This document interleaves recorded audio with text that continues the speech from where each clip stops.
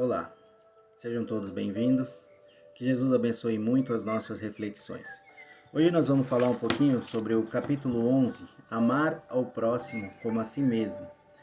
Mais sobre os itens 11 e 12, o egoísmo. Como se trata de uma mensagem de dois espíritos, né? Então a gente vai trabalhar mais em cima de reflexões sobre o que é isso, essa chaga da humanidade, né? Que tanto os espíritos como o nosso Mestre Jesus colocam egoísmo e orgulho como essas chagas da humanidade. Então vamos procurar no dicionário o que nos fala sobre egoísmo. No dicionário, egoísmo é uma falta de altruísmo, um apego acessível aos próprios interesses. Comportamento da pessoa que não tem em consideração os interesses dos outros. Uma presunção. Tendência a excluir os outros, tornando-se a única referência sobre tudo. Um amor exagerado aos próprios interesses, colocando opiniões, desejos e necessidades em primeiro lugar, a despeito dos de outrem. Um exclusivismo que leva uma pessoa a se tomar como referência para tudo. Orgulho. Amor próprio excessivo, que leva o indivíduo a olhar só para suas opiniões, interesses e necessidades, e que despreza, as necessidades alheias. Rege os seus atos em função da sua absoluta conveniência. É um comportamento que leva o indivíduo a desejar total exclusividade sobre o sentimento alheio, gerando ciúme, um sentimento negativo que, quando exagerado, torna-se uma paranoia. Segundo o Espírito Emmanuel, egoísmo é o apego da alma ao próprio bem. Aqui nós temos as definições dos dicionários, mas nós sabemos bem e reconhecemos, né, o que é ser egoísta, o que é egoísmo, né? Quais são as atitudes que caracterizam o egoísmo. Então nós vamos analisar sobre o que os nossos irmãos nos dizem na mensagem, e eu separei alguns trechos, vocês podem encontrar lá no item 11 e 12, tá? Eu separei alguns trechos para as nossas reflexões. Primeiro, os irmãos espirituais afirmam o seguinte: o egoísmo, esta chaga da humanidade, precisa desaparecer da Terra, pois retarda o seu progresso moral. Por que o egoísmo retarda o progresso moral? O egoísmo retarda o progresso moral, né? Ao passo que convence o ser que só ele se basta, né? Que o que ele sabe, o que ele tem de conhecimento, o que ele considera, o que ele acha, o que ele tem de ponto de vista, de opinião, é acertado, então ele não precisa ouvir ninguém. Se ele não precisa ouvir ninguém, ele não tem nada que aprender com mais ninguém. E se ele não tem nada que aprender com mais ninguém, ele se nega, recusa, fecha as portas, né? Para novas experiências e novos aprendizados. O que isso faz? Isso impede a aquisição de novas virtudes, né? E o desenvolvimento dos bons sentimentos. Então a criatura fica o quê? Presa dentro da sua inferioridade, que para ela é uma coisa normal, inclusive é algo até de superioridade em relação às outras pessoas, e a pessoa se inibe de ter atitudes melhores. Então ela se inibe de crescer, de se desenvolver, de aflorar as virtudes dentro do seu espírito milenar, e assim fica estagnada, né? Impede que o mundo se desenvolva, que o progresso moral aconteça da forma que poderia se fosse de forma diferente, né? É ao Espiritismo que está reservada a tarefa de fazer com que a Terra se eleve na hierarquia dos mundos. Por que o Espírito Emmanuel, que traz essa mensagem, ele faz esta afirmativa? Porque a bandeira do Espiritismo é: fora da caridade não há salvação. Então o Espiritismo traz para nós o entendimento, o conhecimento, que através da caridade nós exercitamos as virtudes e vamos desenvolvendo as virtudes que nós necessitamos, ao passo que nós vamos o quê? Inibindo as nossas más tendências até que as virtudes sobreponham-se a elas. Então vamos colocar aqui um exemplo, né? Uma pessoa extremamente egoísta é uma pessoa que faz só por si, não faz por ninguém. Lembra que ela está apegada ao próprio bem? Então ela não faz nada por ninguém. Se ela não faz nada por ninguém, ela só manifesta a sua própria inferioridade. não olha para o semelhante, não quer saber, quer distância, só se preocupa consigo, o seu bem vem antes de qualquer outro, então de repente pode trazer até algum tipo de mal buscando o seu próprio bem. Quando ela passa a ter atitudes de caridade, ela passa a ter contato com novas experiências emocionais, com novos sentimentos. Isso vai tocando no coração dela e vai preenchendo-a de forma diferente, porque o amor traz um retorno diferente para nós. E este retorno vai alimentando o ser a continuar mantendo e multiplicando as atitudes de bem. E a partir daí a gente vai desejando cada vez mais, despertando virtudes que a gente não conhecia que possuía e possui, desenvolvendo habilidades emocionais e a gente vai se transformando. Então aquela coisa que nos mantinha mais afastado do outro vai desaparecendo ao passo que a gente vai se interessando mais e mais pelo outro. Então é por isso que cabe ao Espiritismo auxiliar nessa transformação, porque realmente a caridade transforma o ser e através do nosso semelhante o veículo para a transformação do nosso próprio espírito, tá? O egoísmo é o alvo para o qual todos os cristãos devem dirigir as suas armas, a sua coragem e as suas forças. O egoísmo sendo o mal, responsável por todas as dificuldades, dores, aflições que existem na Terra, ele precisa da atenção de todo cristão. Quais são essas armas que os nossos irmãos colocam aqui? São os recursos que nós temos à nossa disposição para transformar o nosso espírito. A gente pode colocar aqui o desejo do bem, o conhecimento para bem agir e as qualidades de sentimento, aquelas já desenvolvidas e aquelas por se desenvolver. A partir destas armas, dessas qualificações, a gente vai começando esta batalha, colocando em ação o bem que a gente possa vir a fazer. Depois ele fala das nossas forças. De onde vêm as nossas forças? As nossas forças vão vir da fé, as nossas forças vão vir do esforço, da perseverança e de nunca desistir. Não importa o quanto seja difícil, o quanto a gente erre, o quanto a gente caia, se nós sabemos que o caminho é a caridade, então nós vamos nos esforçar por fazer a caridade da forma que nos for possível. E por mais que nos venham pensamentos, ideias ou atitudes, muitas vezes, ainda egoístas, contrárias àquelas ações que a gente está tomando, a gente tem que perseverar. Porque nós precisamos reeducar o nosso espírito dentro do bem. A gente se perdeu muitos milênios atrás da satisfação dos nossos desejos, dos nossos interesses. E agora voltando a nossa mente para o coletivo, para o nosso semelhante, aí a gente vai ter um pouco de dificuldade, vai esbarrar ainda na gente mesmo. E parem para pensar, o momento pede isso, para que a gente olhe para o coletivo, para que a gente olhe para o nosso semelhante, para que a gente veja o nosso semelhante como alguém necessitado como nós, e para que a gente se doe uns pelos outros. Essa foi a razão da gente ter sido criado, e nós não temos feito isso até aqui. Por isso que a gente está enfrentando esse momento difícil, nos trazendo de volta para a direção que a gente deve seguir. Nossa coragem. Por que coragem? Porque, como os nossos próprios irmãos dizem nessa lição, é preciso muito mais coragem para vencer a si mesmo do que para vencer o semelhante. Nesse ponto a gente tem que ter uma coisa muito clara na nossa mente. Nós não temos inimigos. Não existe ninguém ao redor de nós que nos ofereça mais mal do que nós mesmos. O grande inimigo nosso, o grande adversário nosso está dentro do nosso coração. É aquilo que caracteriza a gente ainda na hierarquia espiritual como espíritos inferiores. São os nossos sentimentos. E é através desses sentimentos inferiores, da transformação destes sentimentos, que nós vamos nos tornar criaturas melhores, mais felizes, mais plenas e fazer também do nosso mundo mais feliz. Que cada um empregue todos os esforços para combater seu próprio egoísmo, pois todos nós os temos. Por isso que eles falam que cada um empregue seus esforços para combater seu próprio egoísmo. Porque como existem níveis, algumas pessoas ainda estão muito arraigadas ao egoísmo e algumas ainda trazem traços dele. E outras estão em várias fases intermediárias. Então todos nós temos um pouco de egoísmo.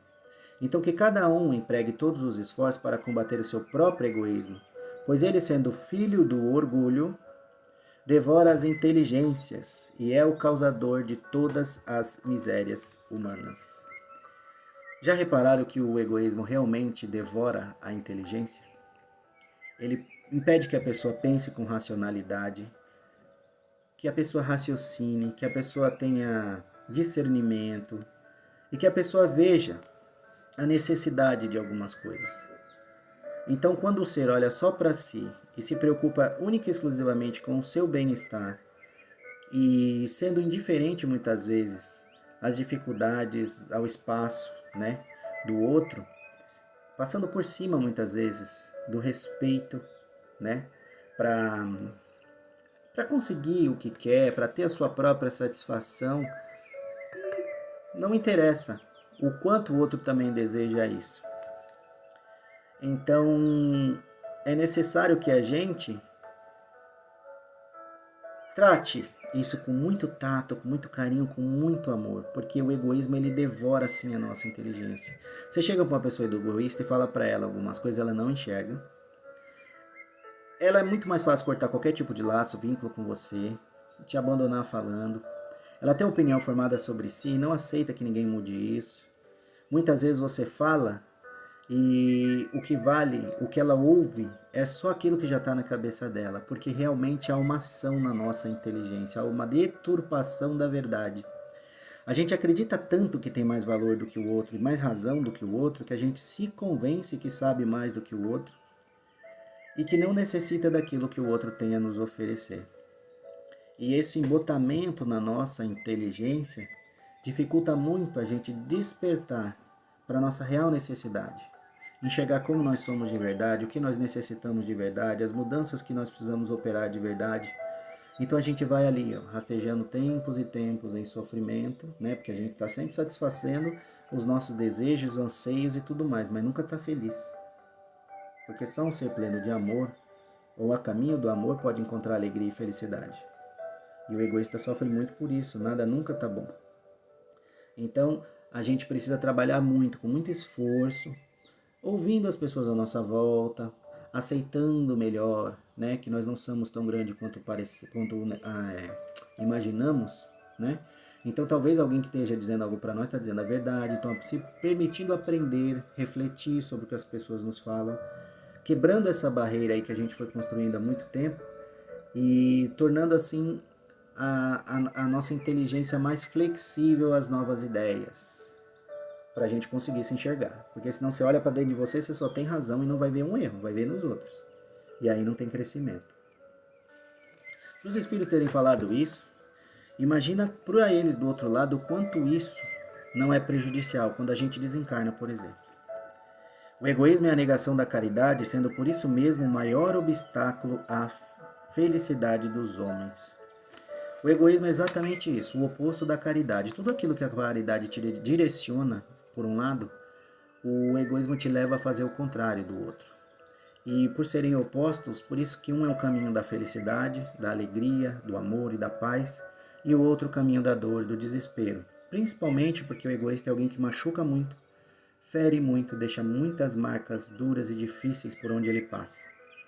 Então nós temos que, se nós queremos ser bons, se nós gostamos, né, das pessoas e desejamos que elas sejam felizes no nosso convívio, é preciso que nós comecemos a lutar contra essa chaga da humanidade.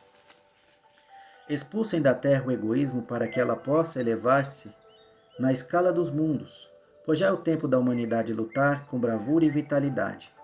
Mas para isso é preciso inicialmente expulsar o egoísmo do coração dos homens.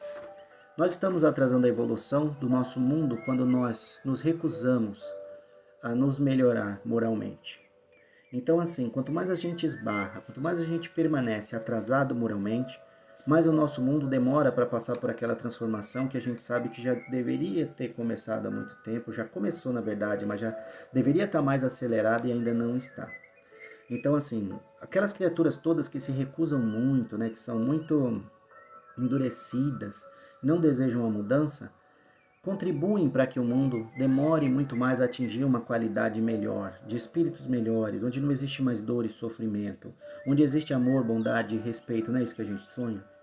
O que é necessário para isso? É necessário que as criaturas se renovem. E é necessário também para o processo de renovação que novos espíritos vão nascer no nosso globo. espíritos com maiores qualidades de sentimento, espíritos mais amorosos, espíritos mais carinhosos, espíritos mais fraternos, mais amigos. E esses, através do seu exemplo e dos seus sentimentos manifestados, vão cativar os outros a agir como eles. Isso vai dar um grande salto, um grande progresso dentro das nossas sociedades.